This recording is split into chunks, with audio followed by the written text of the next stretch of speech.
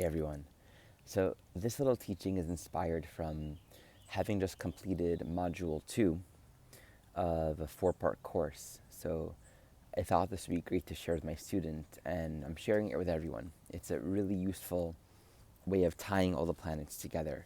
What I'm going to do is speak about all of the planets from the moon, meaning celestial bodies, from the moon to Pluto, and just provide a basic way of understanding their interrelationship.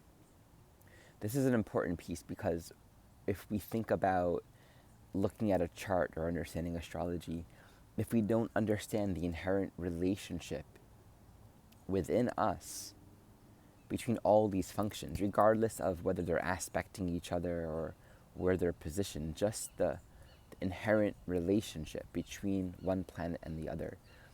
Because within us, we are all of them. And so there must be a natural harmony, a natural relationship between all the planetary functions as it relates to the totality of who we are. It's not just like different characteristics that aren't interrelated. It's one organism. It's one consciousness. So this is a very useful pedagogical just way of learning and thinking about the planets. My reference point is the soul. So we're looking at the human experience from the point of view of a manifested physical incarnation. And there's a reason for this incarnation. There's a reason for the particulars of this incarnation. Or another way of saying this is, from the point of view of the soul, there's relevance and meaning behind the particulars of your life, your body, your experience, your identity structure, and so forth. And evolutionary astrology, soul-focused astrology, enables us to really understand the nature of that relevance, what's actually going on a soul level. So you look at the moon corresponds to self-image, self-identity. It's what allows me to say, I am me. It's the filter through which we are able to then emotionally integrate our entire life. Nothing is known, nothing is realized, nothing is understood. Nothing is real to us until it goes through the identity. When something informs our sense of self, when our ego structure can integrate it, meaning it's relevant to who we know ourselves to be, then it's real, then it's landed. Prior to that, it could be information or just concepts or ideas. But everything that's real is integrated emotionally through the emotional body. And to the moon is how we emotionally integrate everything, and thus informs our sense of self, our sense of who we are, what we're needing, basic requirements for being in this human experience, what makes us feel safe. But we want to ask the question, why this ego structure? And that's Pluto. Pluto corresponds to the underlying evolutionary intention, the directive of the soul that brings us into this life. And the relationship between Pluto and the moon very much corresponds to the relationship between soul and ego. And the ego, the identity structure that the soul manifests, is nothing but a satellite to the soul. The identity structure, the sense of self that we have, what we need, what is important to us to feel secure, what we can let in, what we cannot let in. All of that changes throughout our journey. But the sense of self that manifests at any particular point in time is relevant to our ongoing evolutionary intentions as it manifests at that time. So Pluto, which corresponds to desire, and the underlying predominantly unconscious impulse from a soul level, deeper part of who we are, the eternal part of who we are, what we're seeking to experience, what we're awakening within ourselves that gives birth to this life. As our desires change, as we let go of our obsessions or compulsions or that which we're focused on, something new opens up, and what happens in a correlate way? Our self-image changes. Self-image will always reflect the evolutionary intentions of the soul. And thus Saturn, the structural reality that we create around ourselves, right? The body, the physical form, the karmic parameters of our incarnation reflect the template from our evolutionary growth. We are all limited in some way. We come into this body, it's our physical form. We're not going to change bodies in this incarnation. We all have particular, we're all born into a particular culture, particular society, receiving social conditioning. All of that reflects a template for our evolutionary journey. And the conditioning reflects how we're starting. It's where we're starting from. And then the question within Saturn is, okay, what is my evolutionary purpose? What am I here to build? What am I here to grow? What am I here to work on? And so we take responsibility in Saturn to work with the form, to work with the conditions of our life, and mold it and shape it according to who we are here to be, according to what we're intending to grow.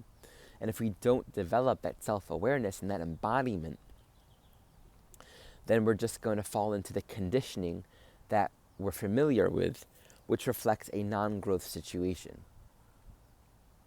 So if you look at Saturn, Moon, and Pluto, in a way, it's sort of, I feel it's kind of holding the entire chart from the level of why are you here and how is that manifesting, right? Pluto, intention. Moon, self-image. Saturn, our structural reality. It all follows from the underlying intention, desire of the soul. And the Moon and Saturn really holds it in place. It's who we are in the world, what we're doing, what we're creating, how we're establishing ourselves. And you fill in the pieces from there. Let's look at Mercury. We're all orienting ourselves within this world, full of different experiences, different aspects of reality, different people, a different point of view, different contexts of experience. So Mercury is what says, here's a way for consciousness to interact with its 1,000 faces, me interacting with you. And because you have a different soul directive, thus different karma, different past, different history, you will have a unique way of perceiving your reality. And you're going to be asking questions that I'm not asking, thinking of things that I'm not thinking about, have a unique way of categorizing and placing reality together. And even further, you might come from a culture and a world with a different language. And each language represents a unique way of taking reality in its wholeness and dividing it up into categories that we can then classify and take and offer as sound bites to represent whole thoughts that together represent even more whole thoughts that can communicate whole ideas. And then we communicate with each other one way or another, if it's the same language or just different styles. I need to have an adaptable mind to be able to apprehend what you're saying and to integrate that. So the learning journey, what we're here to learn, how we're orienting to gather more information, to piece more context together so we can understand more of who we are and what this is all about. And that allows, Mercury as a social air element, allows for the perpetuation of evolution on this planet through the communication, interaction of diversity with itself.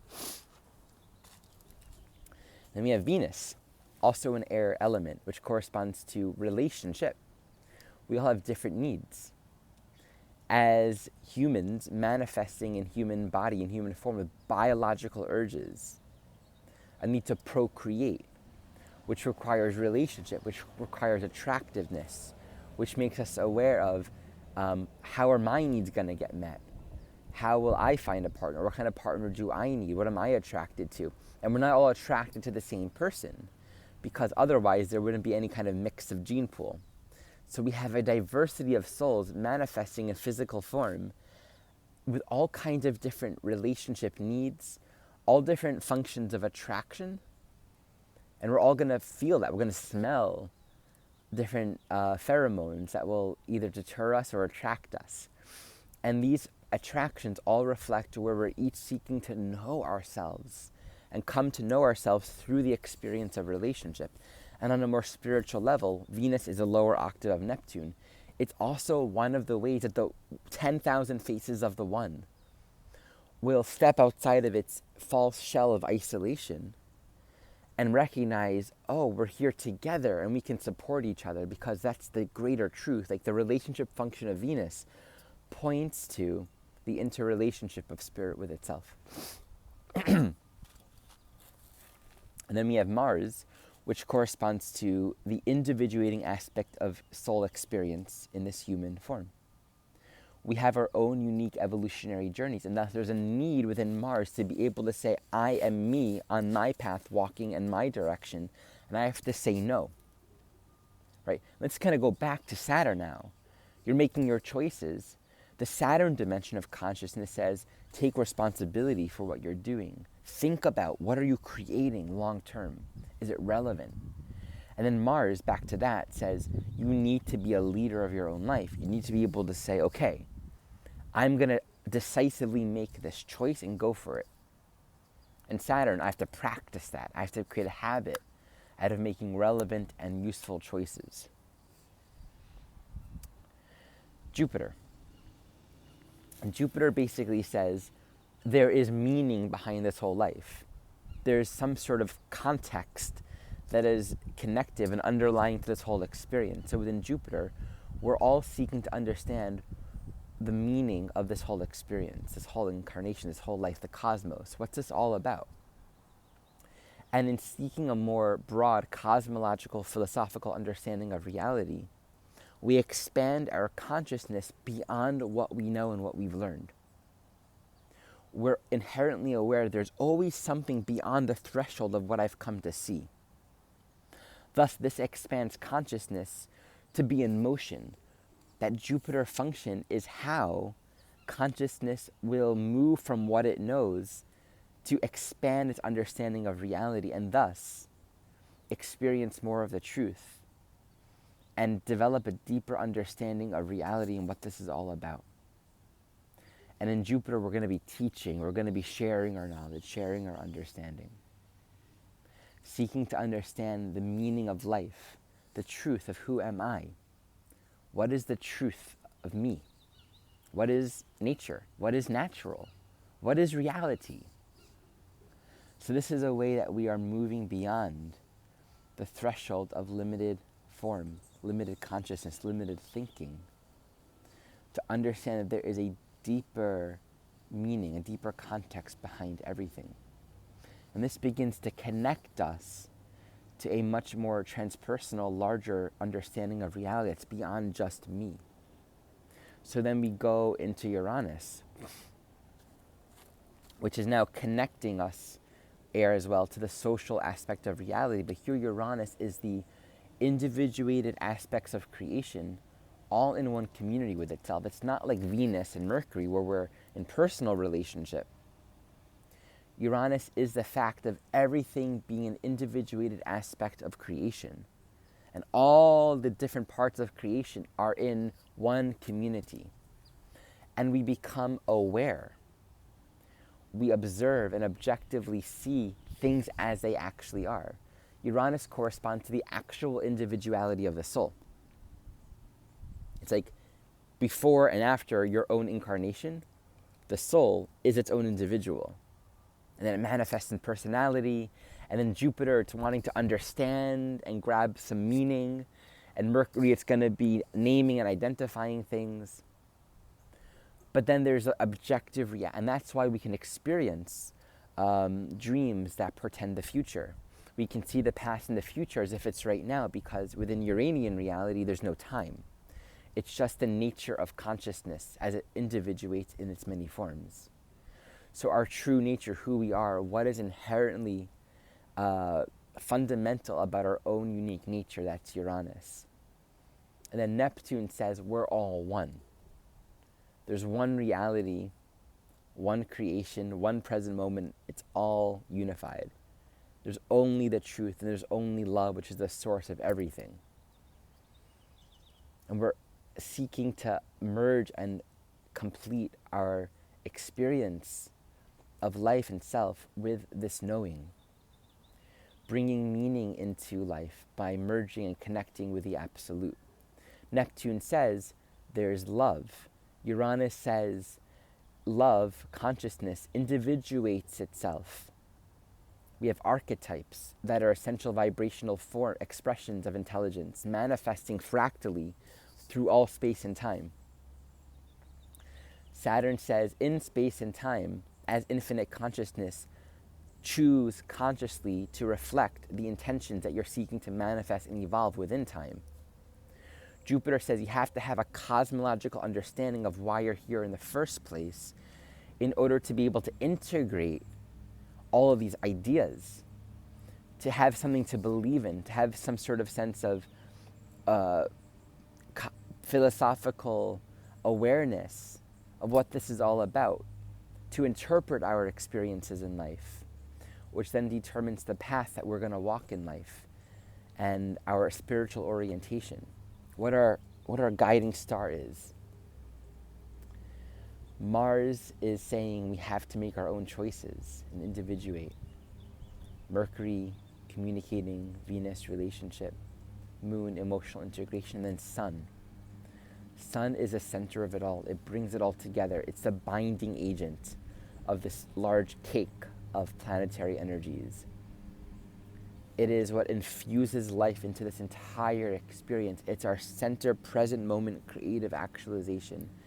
It's what is happening right now in this lifetime, manifesting in this experience. It is the center where consciousness focuses itself in this life.